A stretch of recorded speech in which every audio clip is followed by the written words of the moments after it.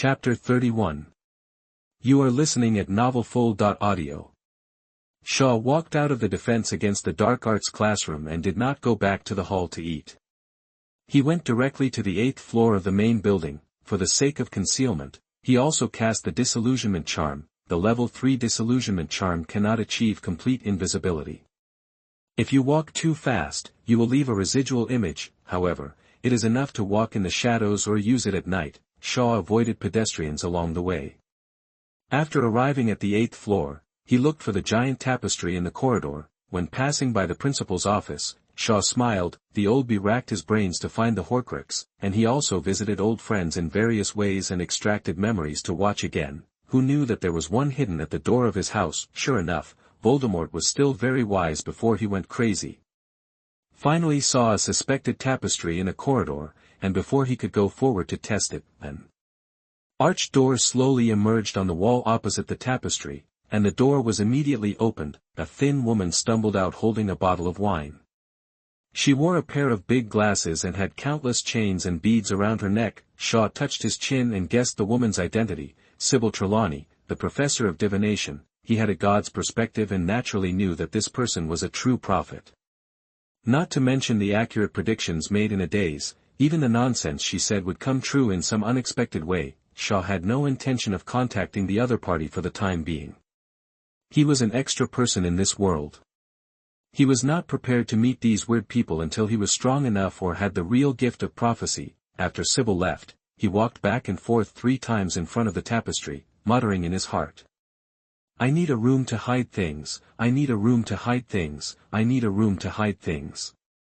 Then an arch appeared on the wall. Shaw was very interested in the principle of this room, but it was a pity that it was not something he could study for the time being. The more I learn about this magical world, the more I feel that the original books and movies I read in my previous life are useless. If there is no system, knowing the plot is useless. Pushing the door open, I see mountains of debris, and all kinds of waste products are piled up. Shaw feels that he has oversimplified things. This place is at least as big as 1 or 2 football fields. Even if he knows that the Horcrux is worn on a bronze statue, he wants to find it in this mountain of debris. I don't know when he will find it. Shaw frowned and tried to wave his wand. Ravenclaw diadem flying, that I'm afraid that the air will suddenly be quiet. Shaw pursed his lips and thought of a way. It's obviously not possible to ask someone for help, and it's also not possible to ask Dumbledore. The system detection and absorption must be done by yourself before it will react. Is it the only stupid way? No. I have absorbed Voldemort's Horcrux. Harry can find the crown here through the residual soul of Voldemort on his forehead, so maybe I can do it too. Then he closed his eyes and felt it carefully. There was no murmur in his ears, but there was a vague feeling lingering in his heart. Shaw couldn't help but think wildly that he and Voldemort were really involved in some kind of fate. He quickly abandoned these thoughts and felt it seriously, but he only felt it, not specific. Shaw was angry. He was going to use a big move.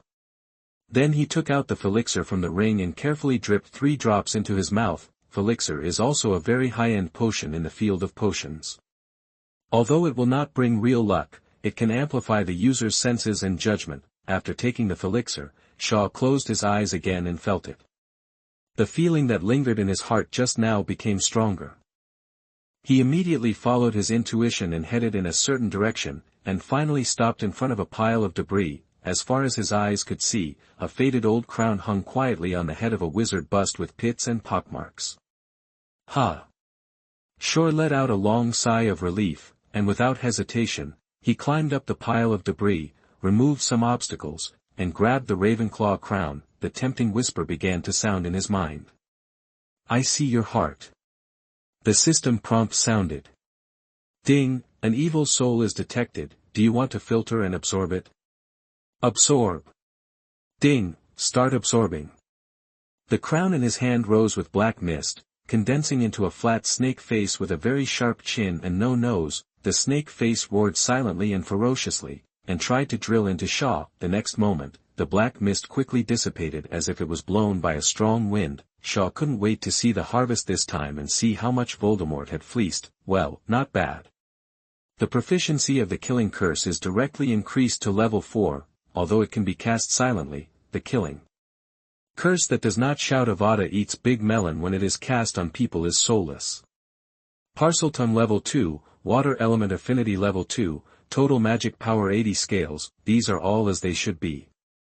The purpose of coming here today is actually for magic. The water prison technique is indeed useful, but it also consumes magic. Now he has almost the magic reserve comparable to that of an adult, and he is more confident in dealing with crises, and the biggest gain is to get the incomplete Dark Mark. The Dark Mark is a kind of advanced black magic that Voldemort planted on the Death Eaters. It can transmit, locate, and torture people. It is simply the best choice to control his subordinates.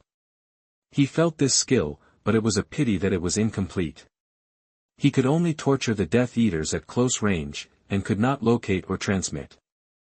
Shaw's joyful expression slowly calmed down, and he touched his chin and muttered to himself. There are always villains who want to harm me. Should I pretend to do something to scare those pure bloods? Let's test it with Snape first. Isn't that a bad idea? Shaw flashed many strange ideas and new plans, and a slightly obscene smile appeared at the corner of his mouth. Suddenly, the rumbling of his stomach called him back to his senses.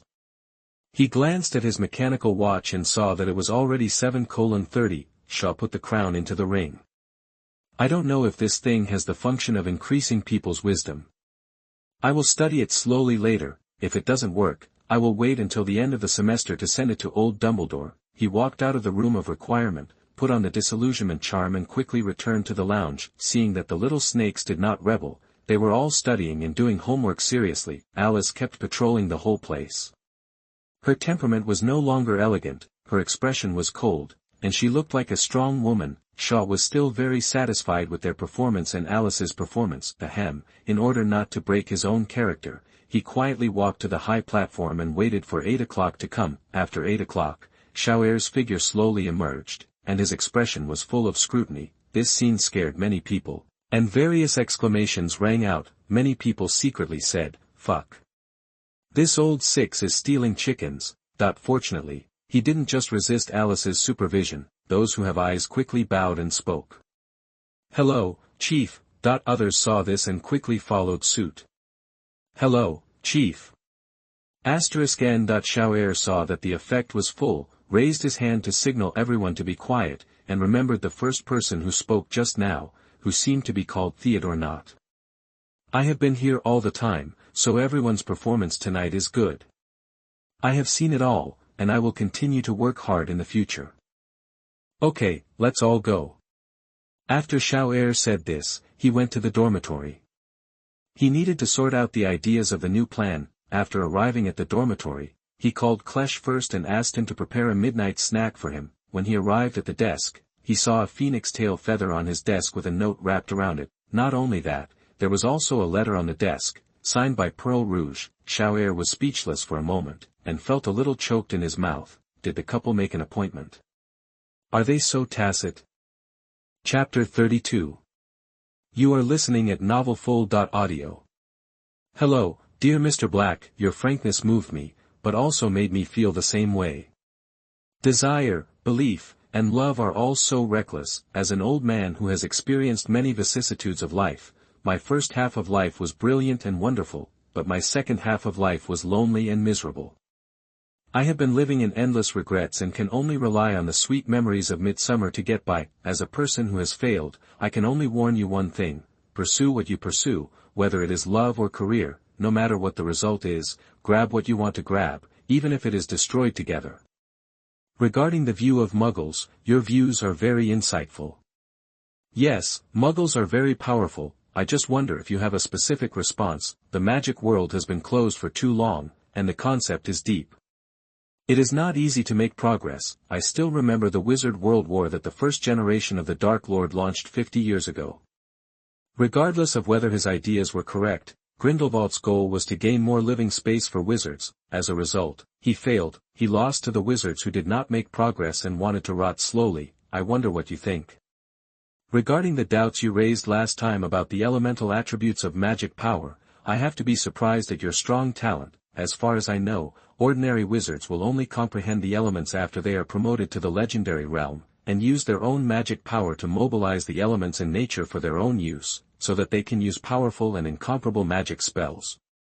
So I guess that your magic power does not have elemental attributes, but your blood constitution has a very high affinity for the thunder element. When you cast a spell, the thunder elements in nature will automatically gather on you. As for the solution, I have 3 suggestions. First, learning thunder spells can allow you to deeply experience the attributes of thunder elements, and you can better control them over time. Second, develop a habit of meditation to improve your mental power. The higher your mental power, the more sensitive you are to your own magic power, which will allow you to eliminate the interference of the lightning element when you cast a spell. Third, find a powerful magic wand that matches the lightning element and control it. In this way, when you cast a spell, the magic wand will help you filter out the lightning element. Although I have some suggestions, I also know that this is not easy to achieve. You are still young, so meditate first, and I have a wide range of friends, so I will try to help find a powerful and compatible magic wand and lightning spell. Your dear old fan, Pearl Rouge. Shaw put down the letter with a strange look on his face. Grindelwald played an old fan who loved a little idol very devotedly. I really can't bear to fool an old man who has been heartbroken. Well, since he has helped me so much, I will help him when I have the ability in the future. The few words in the letter just now are heartbreaking. Then I will let GGAD and reunite in the tower. Back to that summer. However, what he is most concerned about now is the problem of lightning element attribute. Unexpectedly, the solution is already in front of him. Shaw quickly took out the wand and looked at the red and black lightning-struck mahogany wand. "Hey, buddy, are you there?" As Shaw asked, the wand really responded, spewing out a trace of arc from the tip of the wand.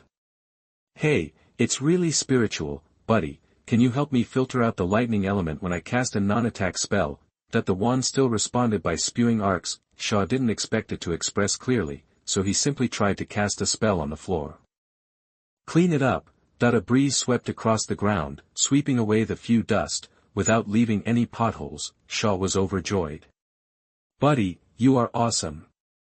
From now on, I will call you Gwban." The wand seemed to be very satisfied with the name, and the wand body was trembling slightly. Shaw gently stroked Gwban, guessing that if this wand was used to cast a lightning spell, it would be extremely powerful. Wherever the wand pointed, Shuqin offered sacrifices to the heaven. Bah! It was a thunder cannon that collapsed the sky. Of course, the coordination between one person and one wand still needs to be honed, which is a matter for the future. Shaw looked at the note sent by Dumbledore again. "This is Fox Phoenix Tail Feather. When you need help, just pinch it." Shaw pouted. The old bee didn't mean to urge him, but the reward was delivered in advance. Alas, these old and cunning guys, why do they love to act so much? Put away the phoenix tail feather and start to reply to old fans, then act together. "For the time being, I can't do anything to Dumbledore, so I'll vent my anger on your husband first." Shaw mercilessly criticized the first wizarding war in the letter, and counted and belittled Grindelwald's failures in various ways. I don't know if Grindelwald will have a heart attack after seeing this anyway. He is in a bad mood now. Not bad. He packed the letter and sent it out by Owl. He also gave a sincere blessing, hoping that Grindelwald would be healthy. Draco and his friends who came back saw Shaw's face changing in front of the desk, and they didn't dare to speak. They began to practice the petrification spell quietly, and their faces turned red. Klesh, who came to deliver food, didn't dare to disturb him, and could only teleport over with the freshly baked midnight snacks one by one. Shaw wanted to continue writing a new plan, but he was so hungry that he snapped his fingers. Klesh. Klesh appeared instantly, with a Chinese-style carved food box in his hand. "Master, this is a freshly made midnight snack, and there is hawthorn water." "Well, put the food box down, and you go to rest early." "Yes, sir." After Klesh left, Shaw began to feast. Now, not only has Klesh's temper been well trained by him, but his cooking skills have also become more and more exquisite, especially the bowl of preserved egg and lean meat porridge is cooked with the right saltiness, smooth and refreshing. 3 sounds of swallowing saliva came from a distance. Shaw turned his head and saw Draco and the other 2 looking over here from time to time, and happened to meet Shaw's eyes. "Do you want to eat?" The 3 little heads nodded like chickens pecking at rice. Shaw smiled playfully, drank the porridge in the bowl in one breath, smacked his lips and burped. "Burp, sorry, no more." The 3 were stunned. After teasing the dragging brother as usual, Shaw casually cleaned up the plate and went to wash up, back to the bed, first put down the curtain, blocked the sight of Draco and the others, and then half lying down, take out the Ravenclaw crown and put it on your head, feeling for a long time, there is no so-called increase in wisdom. Shaw didn't give up, and foolishly tried to recite a spell to the crown. Extraordinary wisdom is the greatest wealth of mankind. Well, Shaw felt stupid, and put the crown back into the ring unhappily. Of course, he still didn't mean to give up, but just planned to meet the noble ghost Lady Grey another day. Then he took out a notebook and started writing and drawing, serial new goals: defeat the two-faced man Quirrell in public, expose and defeat Voldemort, harvest the faith value of the little wizards, advance the progress of 2 tasks, and when Voldemort's residual soul escapes, use the incomplete dark mark. Chapter 33. You are listening at novelfull.audio. The next day, there was no class this morning, so after supervising the morning self-study, Shaw went to the Ravenclaw Tower to wander around. He did not meet Ms. Grey by chance. He asked a few young wizards from the Eagle Academy, but they said that not only the students from the Outer Academy, but even the students from the Eagle Academy could not see the Academy ghost all year round, and some young Eagles did not even know the existence of Ms. Grey. Shaw had no choice but to give up and ask Hermione to help keep an eye on him. Then he went back to the dormitory to practice meditation. Although he had the wand of Gwyn to assist in casting spells, he still wanted to do 3 things at once. Who would complain about not having enough means to improve his strength? Shaw's brain blockage was at the full level, which not only could block emotions and calm people down, but also reached the state of being able to mobilize emotions and construct false memories at will. Unlike Snape, who was half-baked, he had a stern face all day long in order to maintain the brain blockage. Thanks to the full level of brain blockage, Shaw's meditation went smoothly and he directly skipped the stage of daze. He was sitting cross-legged on the bed, breathing evenly, with his palms on his knees, eyes closed, and senses inside. He suddenly felt that he was slowly looking at his body from a vague god's perspective. Although it was not clear, he could slightly feel the flow of blood. When meditating, time flew by, and it was noon before he knew it. Draco came to call him to eat and stopped meditating. Sure, what were you doing just now? Why didn't you go out to play? Meditating. You don't understand even if I tell you. Where did you go to play just now? Did you go on a date with your girlfriend Pansy? Draco's expression of excitement froze, and he sighed a little. Pansy doesn't understand me, and I haven't played with her for a long time. Shore didn't say much after hearing this, and the 2 of them didn't get married in the original book. Pansy's family is relatively declining, but instead wants to rely on the pure blood supremacy to turn over and maintain respectability, so Pansy is one of the students in the 1st grade who doesn't support Shaw. After the 2 of them had lunch in the hall, Shaw led the first-year snakes to the castle basement. This afternoon was 2 consecutive potion classes. Harry had not yet reached the potion classroom, but he was panting all the way up. He looked at the little snakes walking in 2 neat rows, and he almost didn't dare to go up and talk to Shaw. It was Draco who pulled him to his side. Hey, Harry, don't be embarrassed. Harry stroked his glasses, greeted Shaw politely, and then looked for a topic a little uncomfortably. Draco, have you prepared for the potion class? I barely finished reading the textbook. Draco raised his chin slightly and said proudly.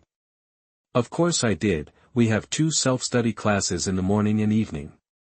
I really envy your college, with a leader like Shaw.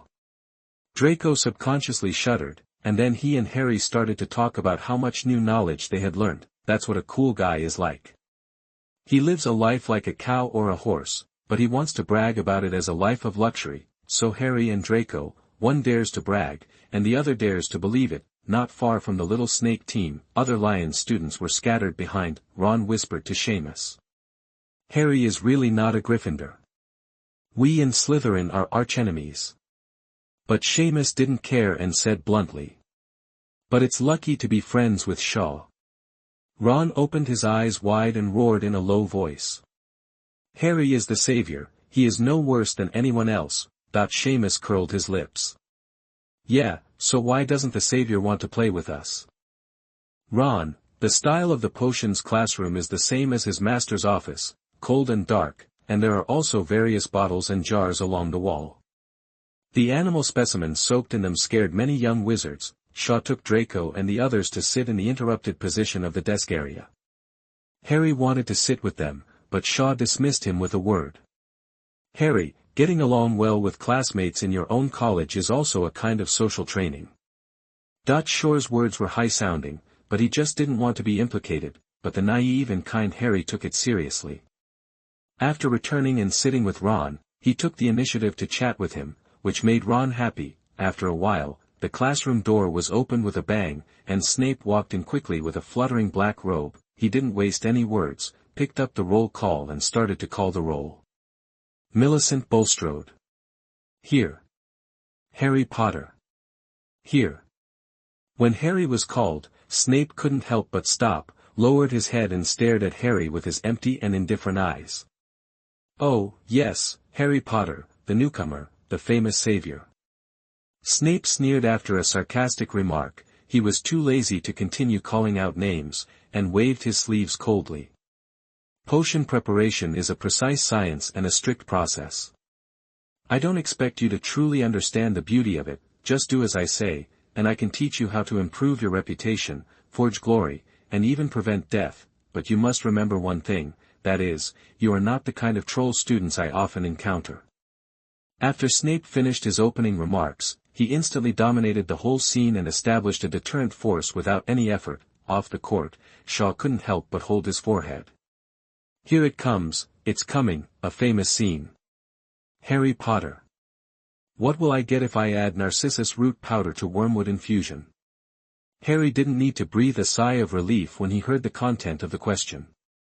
He stood up and answered confidently. Water of life and death. Snape narrowed his eyes and continued to ask without giving up. Potter, what is the difference between aconitum naviculatum and aconitum damicornis? There is no difference. If I ask you to find me a piece of bezoar, where would you find it? Bezoar is found in a cow's stomach. Snape felt a tightness in his chest, and then looked at Shaw fiercely. Sure Black, stand up.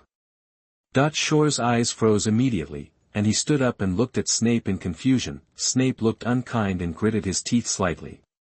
What potion can be prepared with bezoar, valerian, mistletoe berries, and unicorn horns? Shaw said with a strange look.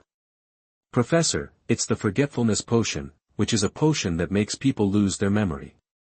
It is a potion for treating those who have been tortured by the curse and left with mental trauma. It needs to be used with great caution. Snape dragged a strange tone. Oh. The answer is correct, but did I ask you to explain? Slytherin deducts 1 point. Even a fool like Harry Potter knows one question and one answer. You may have really drunk a bottle of forgetfulness potion. Snape scolded Shaw and felt much better. He said to others. Why don't you write down all these questions and answers? That the little snakes and lions trembled. This professor was simply attacking indiscriminately. They lowered their heads and took notes, especially the little snakes were the most confused. Didn't the seniors say that the dean was very biased towards their own college? After Shaw sat down, he kept complaining that Professor Snape was too much. He didn't want to embarrass the son of the hostile host, but he came to embarrass himself, a bystander. Didn't he just promise to give him the Harry's ugly photo and he hasn't done it yet? Is it necessary to use the forgetfulness potion to remind him? However, the debt that should be paid still needs to be paid, otherwise he will be targeted by Snape all the time, which will hit his image in the eyes of the students of the Snake College too much. It is not right to continue to fleece the St. Petersburg Church. You can't really use the dark mark to scare him, so I'd rather die than let my friend die, silently said in my heart, Harry, I can only apologize to you. Chapter 34. You are listening at novelfull.audio. A potion class full of sarcastic words made the young wizards physically and mentally exhausted. During the class, Neville and Seamus even made the boiled abscess potion explode, which affected many innocent people. Snape was very upset. TSK, you are the worst class of students I have ever taught. About the abscess potion, turn in a 5-inch homework in the next class, get out of class dismissed.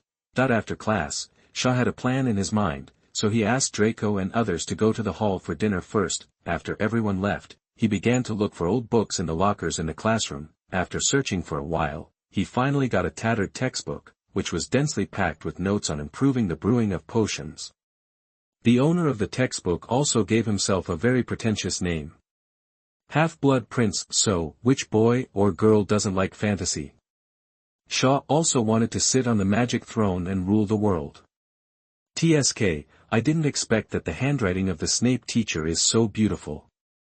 Shaw flipped through it casually, and after seeing that there was indeed God of Swords and Shadowless and a few small evil curses, he put the textbook into the ring with satisfaction. While walking towards the hall, he perfected the idea of pitting Ha in his mind. Since he was fleecing someone, he decided to do it beautifully. The more he thought about it, the more he felt that this could be used as a pre-task for pitting, which was simply perfect. By the way, maybe it can also greatly advance the progress of conquering Hogwarts. Second ring, Shaw felt more and more that he had the potential of a conspirator. I'm simply a genius. Afterwards, Shaw returned to the hall to eat and supervise the evening self-study. When he sat on the high platform, he began to learn God of Swords and Shadowless and inverted golden bell created by Snape. He also admired Snape's talent. And his talent for dark magic in Azkaban was indeed not covered. Before the evening self-study session, there was no need to cast any spells, as the system had already determined that the 2 spells had been successfully learned. After encouraging the little snakes, he returned to the dormitory and called Draco directly. I'll teach you a new spell tonight. Draco looked puzzled. But I haven't learned the petrification spell yet. Shaw patted Draco's shoulder meaningfully. That will be postponed. I'll teach you an interesting spell today. Okay, you're strong, you have the final say. Shaw spent an hour explaining the hanging golden hook to Draco, and then let him go to study on his own. No words were spoken that night. The next day, in the hall, students from the other 3 colleges watched Shaw's daily drama of burning the Howler letter. The twins, who loved to be funny and show off, asked a sporty beauty from their own college. Angelina, have you noticed that there are only 5 Howlers from Shaw today? So soon, I won't be able to watch Shaw's coolness anymore. Angelina, your focus is weird. What's weird about it? Isn't a delicate and elegant little brother pleasing to the eye? It would be nice if he was from our college.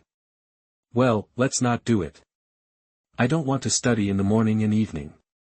In the teacher's seat, Professor McGonagall also ate breakfast while watching Shaw's performance. As a professor, they all have full-time house elves to serve them, and they can choose to eat in their own offices, so it's not common for other professors to eat at the professor's seat. Professor McGonagall is an exception. She is the vice president and needs to manage the whole school, so she often appears in the hall. By the way, there is also a mysterious Professor Snape. McGonagall looked at the Slytherin students eating elegantly in an orderly manner, and then looked at the enthusiastic scene of people eating in her own college. Turning his head, he asked the indifferent Snape with envy. Severus, the current atmosphere of your college is really good. You chose a good headmaster. Snape's mouth twitched, and he tried to hold back a smug smile. It's just a so-so. McGreg's mouth twitched, too, and she felt that Snape was in Versailles, and then she sighed again. Alas, don't lions deserve elegance? This morning, the first-year class of Slytherin was the history of magic. The professor of this course was a ghost named Binns, who died on the job before his death. After becoming a soul, he still loved his job and was dedicated to his work. It is said that he has been teaching the history of magic at Hogwarts for nearly 1,000 years. In class, Professor Binns kept talking in a monotonous voice. As for whether the students listened or not, it was none of the old professor's business. Most students use it to make up for their sleep. The results of this course depend entirely on self-consciousness. Even if Shaw forced himself to listen carefully to the class, he was soon defeated. I really can't do it. The little snakes around Shaw couldn't stand Professor Binns's hypnotic voice any longer. Seeing Shaw start to do something else, they followed suit. The bell rang for the end of get out of class. After getting up, Professor Binns assigned homework dryly and left through the wall. In the afternoon, it was finally the flying class that the little wizards had been looking forward to. The little snakes and lions gathered together again and started to brag to each other. Draco, I have been very talented in flying since I was a child. Once when I was flying in the sky on a broom, I narrowly avoided the collision of a Muggle helicopter. Ron, TSK, you are too lame. I rode my brother's old broom and directly smashed a hang glider. Seamus, I grew up on a broom, flying around in the wilderness all day long. Harry, wow, you are all so awesome, I hope I don't fall off my broom. Along the way, Shaw quietly watched these excited young men doing all kinds of things, worrying about what would happen in a while. When we arrived at the lawn in front of the castle, there were dozens of worn-out brooms, which made people wonder whether these brooms would fall apart when flying. The professor of the flying class was named Mrs. Hooch, a capable witch with short silver-gray hair. Seeing that the students were all there, she started the class directly. There is no need to elaborate on the process. Otherwise, there would be suspicion of waterwork, but when Shaw held the broom, the system prompt sounded. Ding, activate the flying talent level 3. Shaw was stunned and didn't care. He had no interest in this barbaric sport, mainly because he was heartbroken by a certain team in his previous life. He no longer paid attention to these large-scale sports. Then he waited for the development of things. Child, come down quickly. Sure enough, what was supposed to happen still happened. Mrs. Hooch just wanted everyone to experience flying 3 feet above the ground, but Neville's broom seemed to be out of his control and directly jumped into the sky crookedly. Neville's face was pale with fear as he flew around in the sky, and he couldn't control the broom at all. Shaw clenched his fists and suppressed his intention to save people. Instead, he said to Harry coldly, Harry, do you want to watch your companion fall to death? Fly to save him. Harry sat on the broom 3 feet above the ground, looking at the sky with a worried look, but he was stunned when he heard Shaw's words. Just when he wanted to ask the other party to save him, he saw Neville's broom hit the castle, and Neville fell down and hung on a corner of the eaves, and was about to fall. He didn't have time to think about it, so he grabbed the wooden handle and flew out directly on the broom. The air blew through his hair, and his robe fluttered behind him. Amid the exclamations of everyone, Harry quickly approached Neville hanging in the air. Seeing that the corner of the eave supporting Neville was broken, Neville also began to fall. Harry, who wanted to slow down and approach, gritted his teeth and the broom went away at a faster speed. At the critical moment, he grabbed Neville and turned the broom around to avoid hitting the wall. His flying talent was quite outstanding. When Harry returned to the lawn with Neville, who was in tears, he was naturally greeted with enthusiastic cheers from the little lions. Shaw watched coldly and said to Draco, who was envious beside him. Are you envious? Draco nodded and shook his head, saying that his words did not match his heart. It's okay, it's Harry after all. Shaw pointed at Professor McGonagall who walked out of the castle quickly. You'll be more envious later. When Professor McGonagall came to take Harry away, she saw a mess of little lions and calm little snakes. She pursed her lips and hesitated for a moment, then called to Shaw. Sure, come with me too.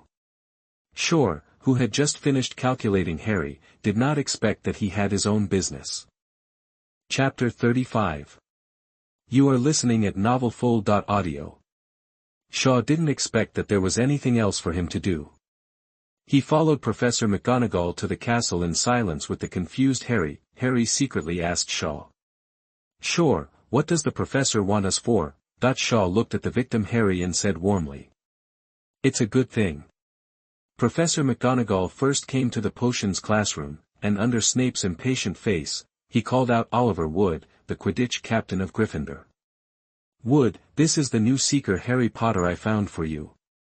He flies very well. McGonagall held back her excitement and introduced Harry to Wood, and then took Shaw back to the Transfiguration classroom. After sitting down on the sofa, Professor McGonagall poured Shaw a cup of tea, pursed her lips and asked. Sure, the management method you implemented in Slytherin is indeed very effective. I wonder if it can be applied to Gryffindor. Shaw had been guessing all along the way why Professor McGonagall called him here, but he never expected it to be this. He thought about it in his mind, and his eyes flashed with joy. Professor McGonagall is really a good person. This wave of assists is simply top-notch. Professor McGonagall is really not easy. She is a person who is strict with herself, but she has to manage a naughty college. Ahem, Professor, the terms I said are not strict, but the punishment is more severe. What do you think? McGonagall's rigid and serious expression became hesitant, and she asked tentatively after a few seconds. What punishment did you use? Electrotherapy can punish without hurting, and the effect is very good. Here is just a reference to evil electrotherapy, and there will be a reversal later to guide the correct values. Shore was a little embarrassed, afraid that Professor McGonagall would refuse, so he quickly promoted it.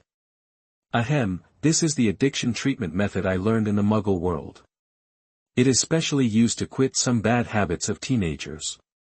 The success rate is 99%. McGonagall's eyes lit up, and then he asked curiously. Why did the 1% fail? Shore dared not say that the 1% was electrocuted. Professor, you have to know that there is no perfect solution in the world. McGregor nodded in approval, but she was still a little worried. Then try it on me first, I will experience the intensity of the punishment. After all, corporal punishment is prohibited in Hogwarts. Shore was embarrassed again. It's not that he was shy and didn't dare to flirt with McGonagall, but he was afraid of being rejected after trying. After thinking it over, he waved his hand to summon a rotating water ball and controlled the power. Professor, put your hand in and try it. Professor McGonagall didn't bother to talk, and directly put her hand into the water ball, and then she couldn't help shaking several times. Her tied hair exploded, and she subconsciously jumped back, just like a cat with its fur exploded. Then she retracted her hand with lingering fear and quickly combed her hair. This is a bit too harsh, I need to think about it. Short did not have time to marvel at the scene where Professor McGonagall could violate the laws of physics and jump back without bending her legs. Seeing that this matter was going to fail, he quickly added. Professor, in fact, this kind of electrotherapy is more suitable for those students who do not repent. There is also an auxiliary method for ordinary students. McGorge felt itchy when she heard this, and immediately thought of the Weasley twins who deducted a lot of points. If there is an auxiliary method to treat them differently, she would not mind letting the two boys try electrotherapy. Oh, what auxiliary method? That is the Sea of Questions tactic, which I will implement in Slytherin in the future. Some students love to get into trouble, nothing more than too much energy, so let them vent their energy in a large number of questions. McGorge pursed her dry lips, waved her hand and asked Shaw to go back first. She had to think about it carefully. Shaw left the office with satisfaction. He knew that Professor McGonagall was moved, but she just lacked some determination. Unfortunately, he just had a way to help her make up her mind. All the way back to the dormitory, the students who had finished the flying class also came back. Draco asked immediately. Sure. Are you and Harry okay? Shore looked at Draco, who was still unaware that he had become a chess piece, and went straight to the point. Harry joined the Gryffindor Quidditch team as a seeker. Draco was stunned. How is it possible? The first grade is not allowed to score goals. Shore continued to fan the flames. TSK, geniuses always have privileges. Are you envious? Harry has become the youngest seeker in the history of Hogwarts. Draco's throat was a little dry, but the object was his second best friend. Although he was envious, he was happy for Harry. Well, that's good. I will go to celebrate with Harry later. Shore was surprised. He didn't expect that the arrogant guy was so loyal. It's so hard to be a righteous and elegant person. He continued to fool around helplessly.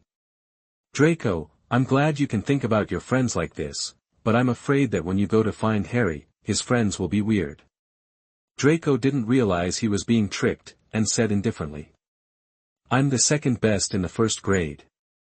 If they dare to force me, don't blame me for being rude. Shore patted Draco's shoulder with relief and said. Yes, if this happens, don't lose my people, just challenge him to a duel and say you want to beat 10 people. Including Harry. Draco's ahogue turned into a question mark. Again, and he was confused. Oh. I can't beat 10 people, and why should I include Harry? Shore said righteously. I'll back you up, what are you afraid of? Why include Harry? Although your flying talent is not as good as the Savior, your fighting ability is stronger. How can someone who hangs out with me be worse than the Savior?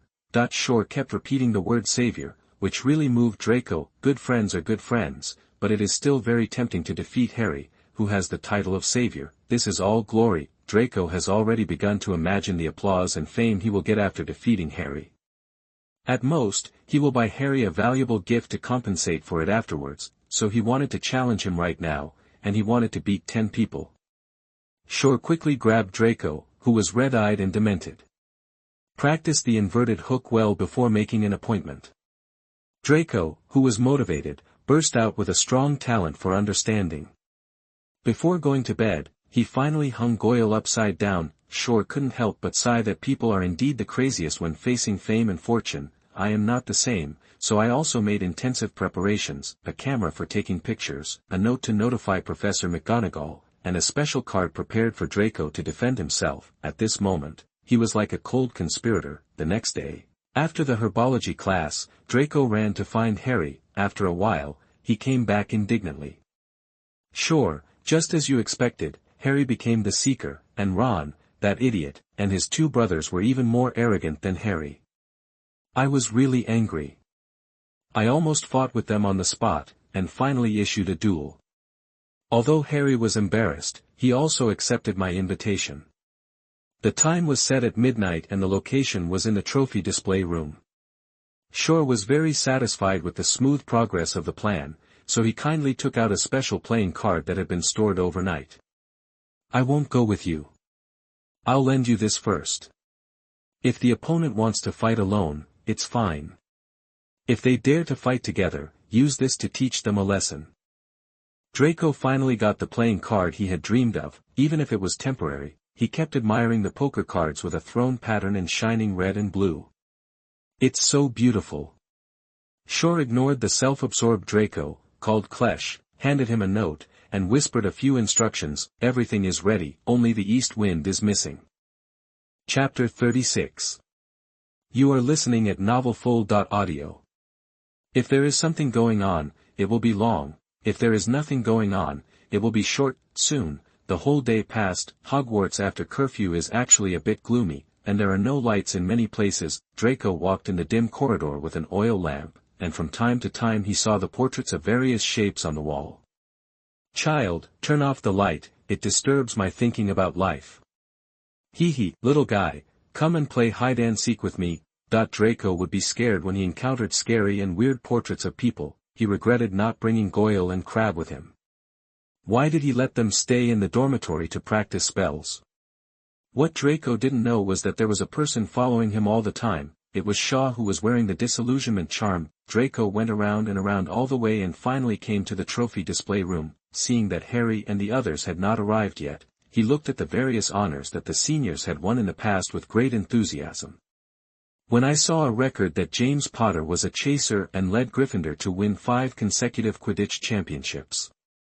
No wonder Harry is so talented in flying, that's why, but it doesn't matter. Shaw is right, fighting ability is everything. After a while, Harry arrived with a guilty conscience and a total of 4 roommates. Draco, you are here, you haven't been discovered, right? Draco said suspiciously and dissatisfied. Why are there only 4 people?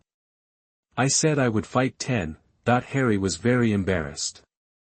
George and Fred went to distract Filch and his Mrs. Norris, and they will be here soon. Ron, who was beside him, looked very proud since he reconciled with Harry. Hey, Golden Retriever, you are so arrogant. There are 4 of us, and I can deal with you alone. Draco raised his pointed chin, his eyes full of contempt.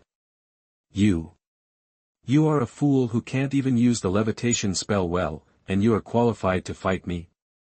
Shaw's words are right. The water is too deep and the wind is too strong. If you don't have the strength, don't talk.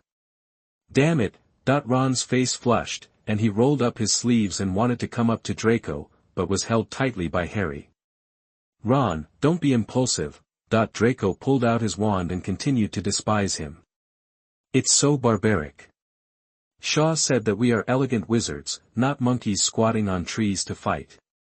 Draco, who changed from my father said to Shore said, made Ron very angry. He pushed Harry away and rushed towards Draco with a roar as if to punch him. Draco was a little nervous, but forced himself to calm down. He held the poker cards in his left hand and pointed the wand with his right hand. Hanging upside down, A yellow light hit Ron, who was close in front of him, and his body instantly flipped and was hung in the air. After the robe slipped off, the woolen pants on his legs were exposed. Put me down.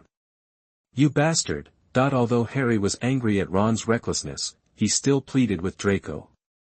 Draco, put Ron down first, okay. Draco pouted. Wait a minute, the duel has already started, who will continue? Harry sighed. It would be good for Ron to hang for a while to wake up. What Shaw said was really right, the water is too deep and the wind is too strong, don't talk if you don't have the strength. Harry took out his wand and said to Draco. Simo and Dean haven't learned the spell yet, let's decide the winner.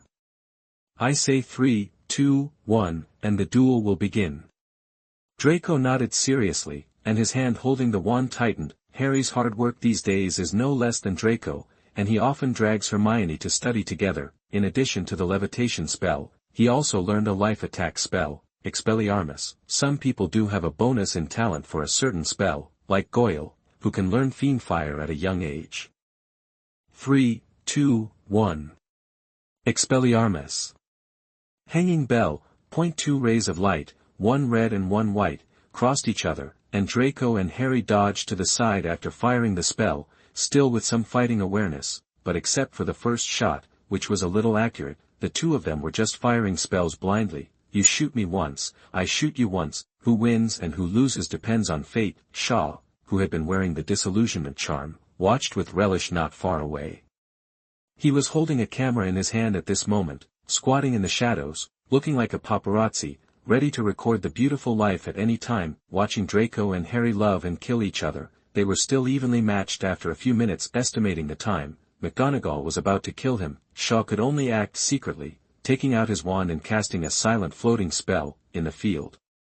Harry was about to roll over to avoid a spell, but something tripped him, and he was hit by a yellow light. His body instantly flipped over and was hung in the air. His wizard robe slipped down, revealing his bare. Harry, who was hanging upside down, was anxious to cover it up, and said helplessly, Draco, you won, let me down.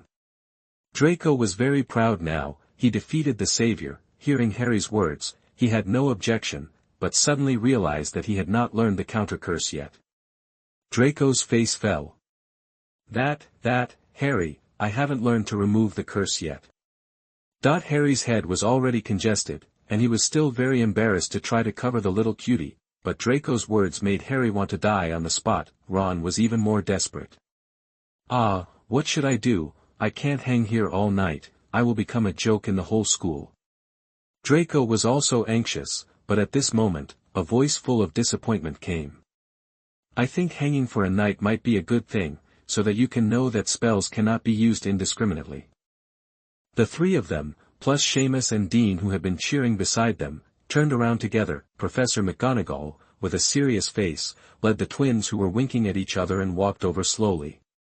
Gentlemen, can you tell me why you are here during curfew, and your faces are bruised and swollen? Several young wizards were silent, but Draco was able to remain calm. Shaw assured him that even if he was caught, there would be no other punishment except deduction of points. McGonagall pursed her lips, her chest rose and fell violently, and she was obviously very angry, and then said sternly. Group night tour, fighting in groups, and playing tricks on the castle administrator, very good, really good. Gryffindor, deduct 30 points each, and put in detention for 1 month. As for Mr. Malfoy, Slytherin, deduct 20 points, and I will inform Snape of your detention punishment. Harry and the other newbies looked desperate. In addition to detention, Gryffindor was deducted nearly 200 points. I'm afraid they will be scolded to death by others tomorrow. The twins were dead pigs that were not afraid of boiling water, but they looked indifferent. At this moment, McGonagall had already decided in her heart that Gryffindor could not continue to degenerate like this. Moreover, they had not won the House Cup for a long time, which was too much for Mau Mau. When Draco returned to the dormitory, he was not depressed by the deduction of points, but was extremely excited. He boasted about his achievements to Shaw, who came back early. Sure, I won, haha. Shaw waved his hand to stop his laughter, and stepped forward to carefully straighten Draco's collar, thinking that in order to make Draco grow quickly, he still needed to be beaten more. Draco, when can you learn to be more calm? Some small achievements are not worth bragging about. Do you think I am proud of anything? Chapter 37. You are listening at novelfull.audio. Hee hee. Draco seemed to have his neck pinched. He opened his mouth several times and could only make some meaningless throat sounds. He thought to himself that Shaw never said how strong and powerful he was, but who wouldn't give him a thumbs up and show admiration when seeing him? He restrained his excitement and bowed. Chief, I know. Shaw smiled knowingly, and his daily teasing of the arrogant guy was accomplished. Then he cast another cleanup on Draco and told him to go to bed early. But who is the arrogant guy? The next morning, before the morning self-study started, he showed up in the public lounge early. He brags to everyone he meets. Harry's blasting spell was very powerful, but I was not bad either. I gracefully used my wand to send out an armor shield to block it, and then I used a backhanded golden bell. I defeated the savior in an instant. After his story was greeted with cheers from the first and second grade wizards, he took out the exquisite playing card again. See? This is what the chief gave me for self-defense. In the end, those little lions couldn't afford to lose and wanted to join in, but I waved my hand and played this poker, and the golden birds instantly beat more than a dozen Gryffindors. Wow, is this the alchemical prop that the chief used on the train? It's really beautiful. Draco is so lucky to be roommates with the chief. I really want to have one. Don't dream, this card is worth a lot of money at first glance. Alice, who was far away, saw Draco holding up the playing card, especially paying attention to the shining throne pattern on it, and her heart couldn't help but move. Suppressing that thought, she looked back at the podium. Seeing that Shaw was not there, she stood up and began to preside over the morning self-study, and Shaw was indeed not in Slytherin at the moment. Early in the morning, he received summons from McGonagall and Snape respectively. In the Transfiguration office. Sure, this is Percy Weasley. He will be your assistant in Gryffindor from now on. McGonagall introduced a serious male student with red hair and glasses to Shaw. Shaw naturally knew who Percy was. Weasley was the one who looked most like a true pureblood. Looking up at the neatly dressed and meticulously standing Percy in front of him, he extended his hand and said politely, "Hello, Percy." Percy extended both hands and held Shaw's hands, saying in an admiring tone, "Sure, I admire what you have done in Slytherin. I hope we can cooperate happily in the future and govern Gryffindor well." Shaw liked to lead the way the most, and he agreed with a warm smile. "That's right. Since Professor McGonagall trusts us so much, we will not let him down." In fact, he is quite optimistic about Percy, capable and ambitious, although a bit rigid and serious. It depends on how the leader deploys him. Professor McGonagall was very pleased and had already begun to imagine the scene of the little lions being elegant and disciplined in the future. After giving Shaw and Percy a few more instructions, he asked them to prepare. Shaw then went to the cold castle basement. In front of Snape's office, Shaw tightened his school uniform before knocking on the door. Knock knock. The door opened in response, and Shaw walked in without being polite. He saw Snape still brewing the pot of golden potion, and he stepped forward to take a closer look. "Professor, this pot of elixir will be ready soon," Snape said sarcastically with a gloomy face. "TSK, it seems that Mr. Black is not omniscient and omnipotent. He always likes to show off his knowledge of potions that is the size of a fingernail." Shaw was used to the other party's weirdness. He took out a few photos from his pocket and put them on the counter. "Hey, Harry's ugly photos are here. When the Felix Felicis is ready, remember to give me some. I will need it urgently in a while. This potion is really useful." Snape's cold eyes flickered, and with a wave of his sleeves, the photos disappeared on the counter. "Humph, it seems that there is a reason for your arrogance. The use of Felix Felicis should be at least 3 years apart." Shaw was slightly surprised. "Really? It's okay. I can sell it for money even if I don't need it." Snape's mouth twitched, and he asked coldly again. "McGonagall asked you to help rectify those reckless little lions in Gryffindor." "Oh. Professor, you knew so quickly. Snape turned around and stared at Shaw with disgust. You are so vain that you are not satisfied with just leading Slytherin. Boy, I warn you to keep a low profile. People who keep a low profile can live longer. Shaw naturally knew that Snape couldn't stand the Lion House doing well, so he changed his mind. Professor, a good person like you naturally can't stand the little wizard suffering. Why don't you sponsor me some potions? After all, it's inevitable to be a little harsh when rectifying discipline. You know. Snape was stunned. He touched his chin and pondered for a moment, then continued to brew the potion, but still said faintly. There are healing potions and white moss in the second row of the cabinet on the left. Take the things and get out. Seeing Snape being so tactful, Shaw naturally took dozens of bottles of healing potions, soothing potions, and a large bag of white moss. He also took 2 bottles of perception potions for himself, which might be useful soon. Before leaving, Shaw actually felt a little guilty. He would feel guilty for always taking advantage of a good person like Snape. Snape is actually quite pitiful.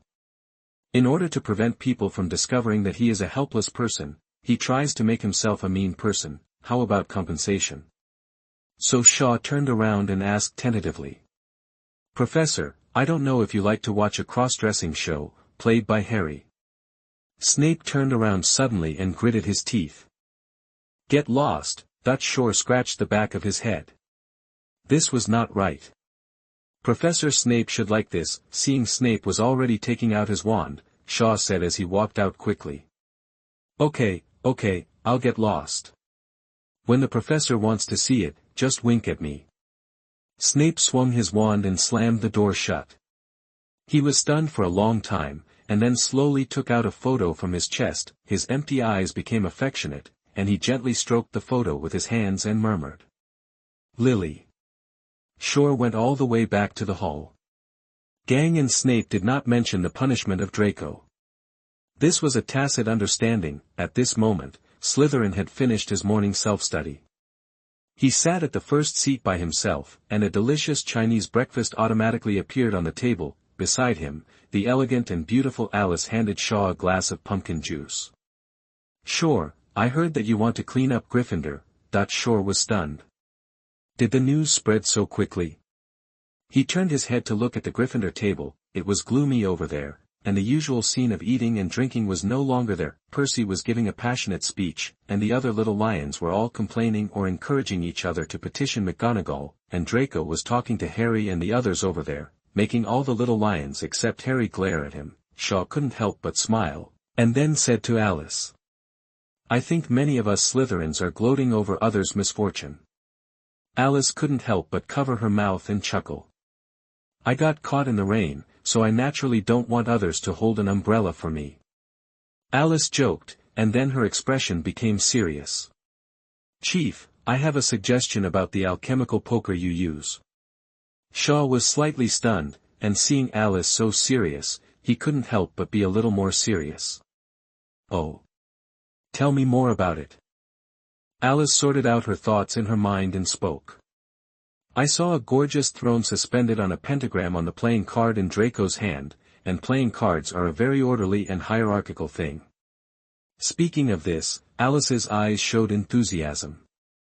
Chief, for the sake of ideals, we should establish an organization. You are the only king, sitting high on the magic throne, and your followers are proud to have a sequence playing card. This is also a symbol of strength and status. The fan list has been opened, so 3 chapters are sent in a row to thank you. Thank you for the small gifts from everyone. I will use the reward money to buy energy drinks and stay up late to write. The next plot begins to officially enter the more exciting mainline outline of this article, The Magic Throne. Chapter 38. You are listening at novelfull.audio. Why do emperors in ancient and modern times, whether they are incompetent or not, like treacherous ministers? Qin Shi Huang, the first emperor of the ages, whom Xiao Er loved the most, also favored treacherous ministers like Zhao Gao. Why?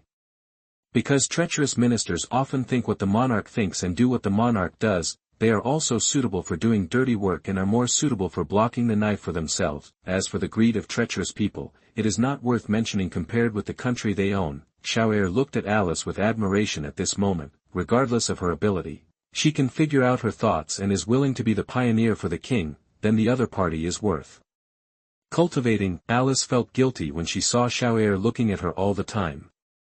Chief, is my opinion wrong? Xiao'er didn't say anything, took out his wand and placed a few ear plugs around to prevent people from eavesdropping. Then he took out 3 special playing cards from the ring and spread them on the table. The cards were the Duke of Spades, formerly King, the Marquis of Spades, formerly Queen, and the Earl of Spades, formerly Jack. Note, after all, Shaw is the only king.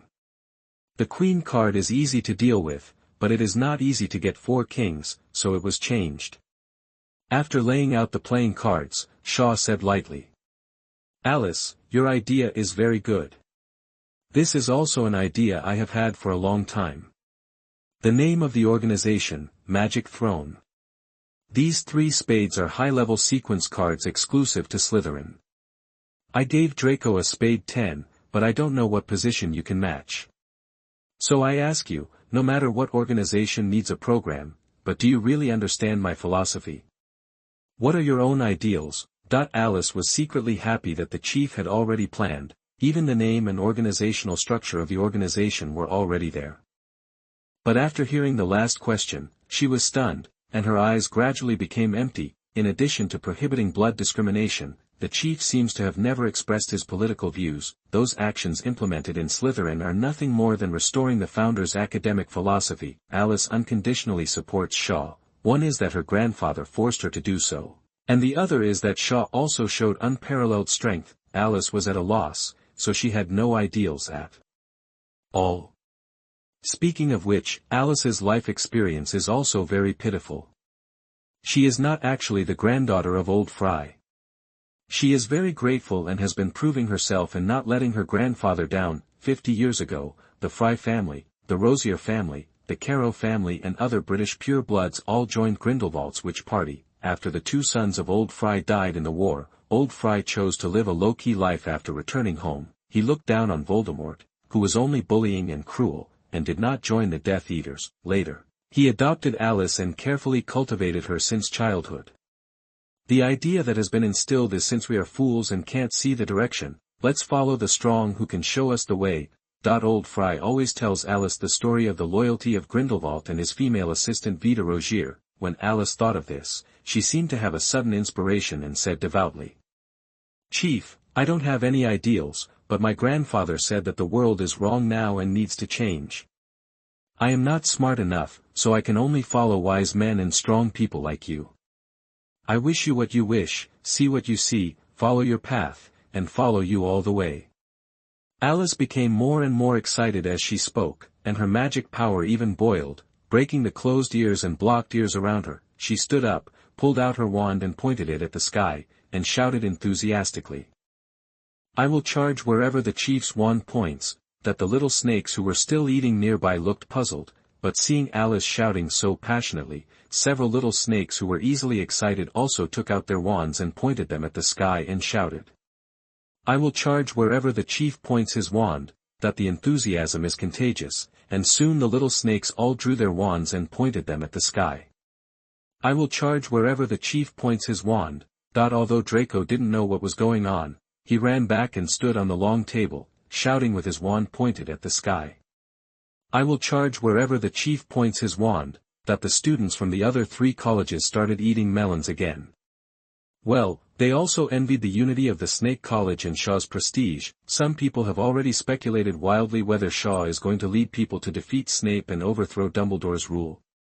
Shaw looked at the admiring eyes of some little snakes, and his vanity was overflowing, but he was not blinded by vanity. If they made such a fuss, there would probably be trouble later, so he said coldly with a stern face, "What are you doing? Sit down." After the little snake sat down obediently, Shaw looked at Alice speechlessly again. Although he was speechless, he was also very satisfied. He had to have someone who could play the supporting role, and in the system, the level 3 faith value finally a little bit of money has arrived. Displaying the target, Alice Foley, fanatical, Alice has the potential to become someone like Bella. Shaw coughed twice and pushed the Earl of Spades card in front of Alice. Very good, this Earl of Spades card is yours. I hope you can show some performance in the future and let me think you deserve a better card. Shaw thought about it and decided not to make it public now. He didn't want to be invited to tea by old Dumbledore, so he added quietly. By the way, the organization's affairs must be kept secret for now. You should observe the suitable candidates in secret. Alice bowed devoutly and took the Earl of Spades card with both hands. Yes, Chief.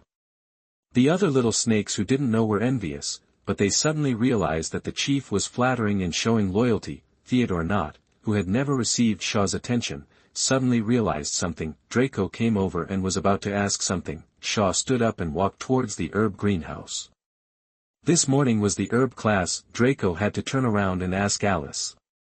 Senior, what were you doing just now? Are you going to attack Gryffindor? Alice looked at Draco and thought to herself that this guy was really lucky. He had already got the 10 of spades without knowing anything. You think too much. I was just expressing my loyalty to the headmaster just now. I hope you don't let the headmaster down. Alice said, and stood up to greet the little snakes of the same grade to go to class. Draco's ahogue turned into a big question mark. The herb class was very interesting. In the greenhouse, Shaw not only took the class seriously, but also observed the Hufflepuff students and their dean, Professor Sprout, this fat and kind, which was optimistic, tolerant and compassionate. The Badgers also had similar personalities, loyal, low-key and easy to satisfy. Shaw could now intervene in Gryffindor's affairs, just waiting for the evening to show his thunderous means. I am also confident that I can intervene in Ravenclaw in the future. I just can't do anything about Hufflepuff. The little Badgers don't fight or compete at all, so what can I use to tempt them? As the saying goes, if you have no desires, you will be strong. The ancients are not deceiving me. Shaw shook his head and sighed. Of course he would not give up. He also knew that people have desires, so he would just look for it slowly. There was no class in the afternoon, so Shaw began to wander around. First, he wanted to meet Ms. Grey by chance and explore the secret of Ravenclaw's crown. Second, he wanted to confront Quirrell. Of course, he didn't fight with the other party directly, but rejected the other party's invitation. He is a busy man now, so he doesn't have the time to play the Conquer game with Voldemort. He is now focused on earning more level 2 faith points and drawing a unique attack skill. If the European Emperor is possessed, it will be even better to draw a thunder spell. Then he will be sure to fight against Voldemort's residual soul, knock him down in public, and harvest faith points. If Voldemort dared to get angry and attack, Shaw would dare to shake him and crush foxtail feathers. Chapter 39. You are listening at novelfull.audio. Shaw has been in Hogwarts for a week, but he hasn't had a good look around Hogwarts yet. This time, Shaw, the street stalker, walked through some remote corridors. Hogwarts is indeed a 1,000-year-old castle, and it is indeed very shabby. He searched and searched, but it was deserted. He wandered around the Defense Against the Dark Arts office before, and the door was closed. He heard from passers-by that Quirrell had gone out early. Shaw guessed that this guy had already started to think of ways to get through the three-headed dog. Before, he planned to wait for the main story to proceed naturally and intercept it himself, but now, why should Shaw follow the plot?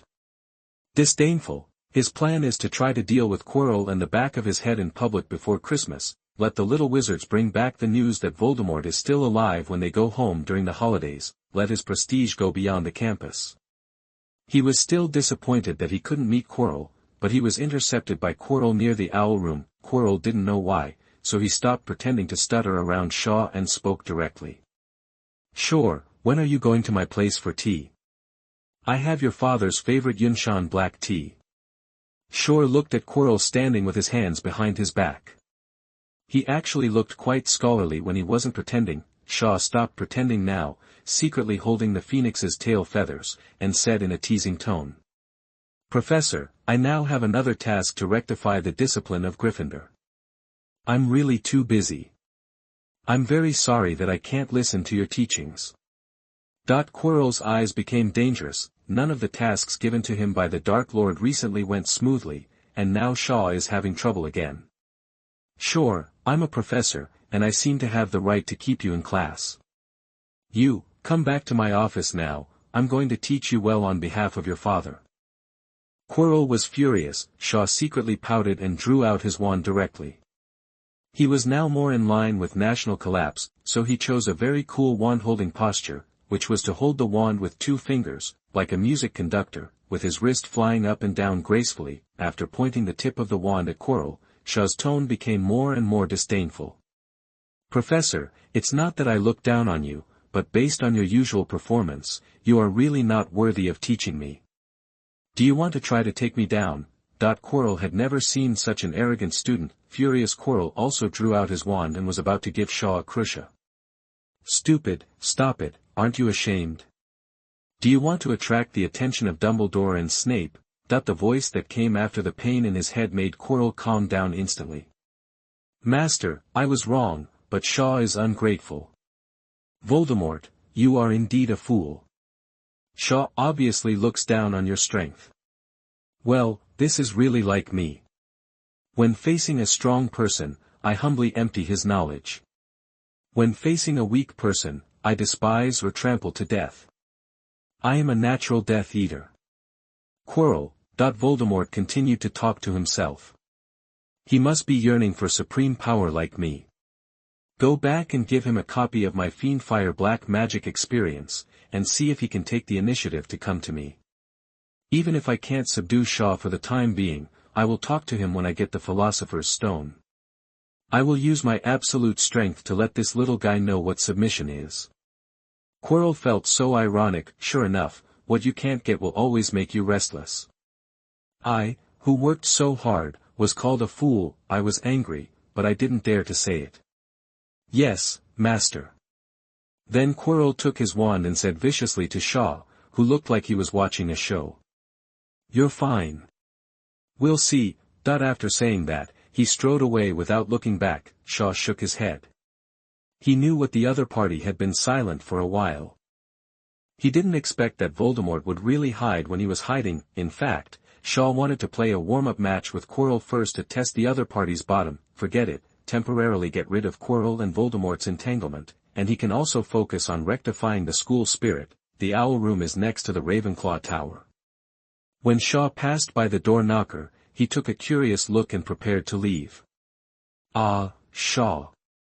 When he went downstairs, he heard a surprised cry behind him. Shaw looked back. Oh, the little fangirl Hermione. The little fangirl ran over with a spell book that he borrowed from her. Why are you here? Are you looking for Miss Grey? I'm sorry, I've tried my best to find you. Shaw said warmly. It's okay, just go with the flow. I'll just take it as a walk. Where are you going? Hermione said earnestly. I heard you're going to help clean up Gryffindor. Then when will you come to Ravenclaw? I also want to learn from you. Shaw rubbed his chin. It depends on the wishes of your entire college and Professor Flitwick's opinion. Hermione seemed to get what Shaw meant, and patted her chest to assure him. Sure, don't worry, I will go and lobby the dean and other students. Shaw was slightly stunned. Is that what he meant? But it doesn't matter. It's good to have someone to take the lead. Hermione then pointed to the spell book in her hand. I was just about to find you. I have read this spell book 10 times and can recite it by heart. I have basically mastered more than a dozen common spells. This is my thinking about the doubts in it. Hermione said as she took out another stack of parchment, which was densely written with various doubts about spells. Shaw's mosquito coils came out, and his forehead was slightly sweaty. It was really scary. Is this the horror of a real academic master? Hermione went from one extreme to another. Shaw didn't take the parchment. He couldn't take it. If he took it, he would have to answer. But what could he answer? His understanding of magic was definitely not as broad as Hermione's. He touched his chin and began to think about how to show off, how to enlighten the little witch. Hermione saw that her idol didn't speak and looked mysterious, and she was a little timid. Sure, what's wrong? What did I do wrong? Shaw brainstormed, turned around and said warmly. You are the best little witch I have ever seen. It's right for you to go to Ravenclaw. This sentence made Hermione confident again, Shore continued. But as I said last time, human energy is limited. It is enough to master general spells. We only need to master one attack and one defense, one control and one disturbance, and that is enough to survive. But I think. Seeing that Hermione wanted to argue, Shore rubbed her fluffy hair. Don't worry about what you think. Don't you regard me as your idol? I can now use 2 silent and wandless spells and several silent spells. What about you? No matter how many spells you learn, can you block my attack? Shore said, waving his hand. Dozens of cards transformed from golden birds flew out at the same time, spinning and nailing on the wall. It was not the first time that Hermione saw Shaw cast spells silently and without a wand, but every time she felt that her idol was so handsome, and she really seemed to be unable to take this blow. We were the same age, why was there such a big difference? The idol was right, I was broad but not deep. Snape came out of nowhere, passing by in a rolling black robe. Shore destroyed school facilities, Slytherin deducted 1 point. Shore was stunned. There were so many elusive people in this school. But the direction Snape walked was exactly where Quirrell left. It seems that the old bat has also set his sights on the two-faced man. Hermione was thinking beside him, and Shaw hurriedly ran away. Before he walked away, Hermione's voice came over. Shore, can I go to your spell guidance class on the weekend? Shore waved back to indicate that he was okay. Ding, got free high-quality labor +1, it was already evening when he returned to the dormitory. Although it was not yet 7 o'clock, because he had called in advance, everyone in the Snake Academy was there. Shore came to the platform and said loudly. I will go to Gryffindor to rectify the school spirit in a while, and I called everyone in advance to select the 10 most outstanding students who can best represent Slytherin to accompany me and show the elegant style of study of my college. The little snake's eyes lit up immediately. Chapter 40. You are listening at novelfull.audio. Shaw only mentioned this, and the little snake's breathing became heavier, and many of them had slightly red eyes. Slytherin and Gryffindor are 1,000-year-old enemies, both in the academy and outside. Before, the little snakes knew that Shaw had received a signal from Professor McGonagall that he would go to rectify the school spirit of the Lions. Of course, they were very happy about the misfortune. Originally, they thought Shaw would go alone and be powerful alone, but they didn't expect that they would have the opportunity to go together. There is a chance to play with the opponent in person and with good reason, but no one wants to miss it. Even anti-Shaw army like Marcus looked at Shaw with expectation, and straightened his back, hoping to be selected. Mrs. Mont stepped forward and asked tentatively. Chief, I wonder what the standard is for the best Slytherin. Shaw looked at the performance of the little snakes and laughed secretly. In fact, he himself was a vulgar person. In his previous life, he was just a homeboy who played Gold Online at home. He could really understand elegance, but in the era of big data, what do you not know? Shaw also knows how to taste 1982 Lafite red wine, but he must have had a chance to try it before. Then, Shaw expressed his understanding of Slytherin. The noble elegance engraved in the bones, and the inner desire for power and glory, are the real Slytherins. Why is our symbol the snake? Not because it is cold-blooded and terrifying, but even if it is in the quagmire, it is the most tenacious and the least stained with dirt. It is born noble. No matter how corrupt and dirty this world is, snakes can live brilliantly. Shore said this, looking at the pure-blooded students with contempt. As for those who are born noble verbally, even their quilts are like a messy doghouse, and they have no self-discipline. Ha, are they qualified to tell me that they are noble? Many little snakes immediately blushed. Shaw stopped talking nonsense and waved his hand. Okay, elegance can be cultivated, now it comes down to strength. Stand up if you are proficient in the armor charm and at least 3 attacking spells. Then, more than 20 people stood up hesitantly from the more than 100 little snakes, most of whom were ordinary little snakes in the 6th and 7th grades. Draco opened his mouth and wanted to ask for a privilege, but was forced back by Shaw's cold eyes. Shore couldn't help but sneer again. Sure enough, some people can only boast in words. Look, excellent people are not judged by blood. Draco almost died of shame, and other pure-blood elites were also hit hard. Shore commented on some of the more than 20 students who stood up. You are unqualified, your collar is untidy, and you are a disgrace to me. You have messy hair, this is not personality, it is sloppy. You look too profound, next time. I recommend you to go to a dentist's clinic to get your teeth straightened.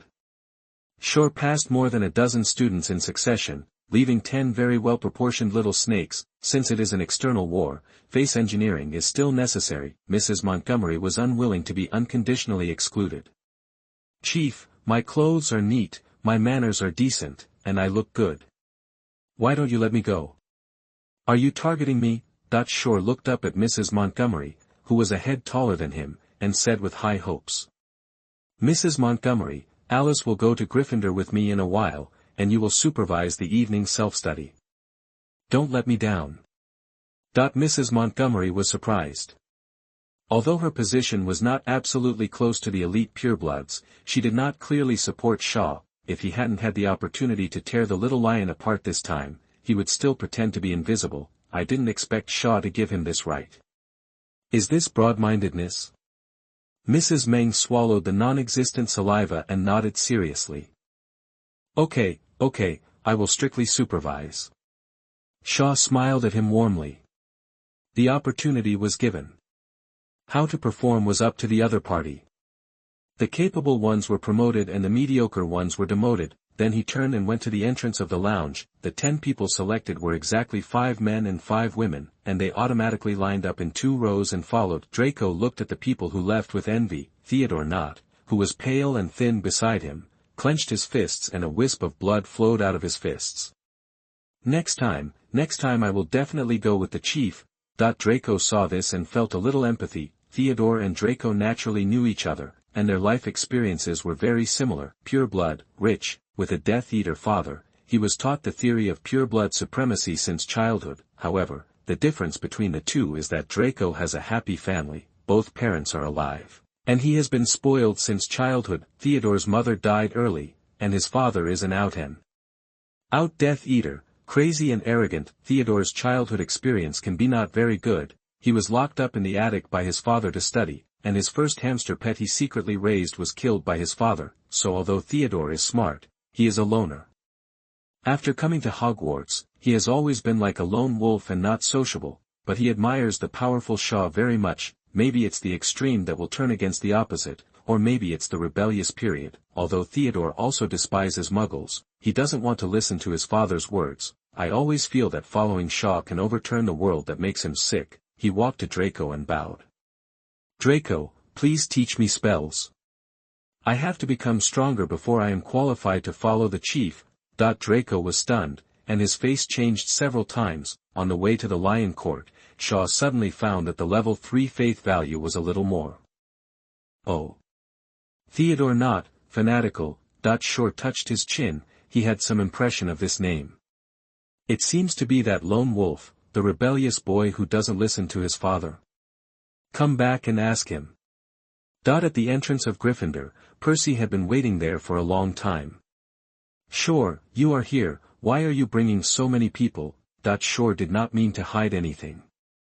If you don't give me a warning for the first time, with the style of your college, your work will not be easy to carry out in the future.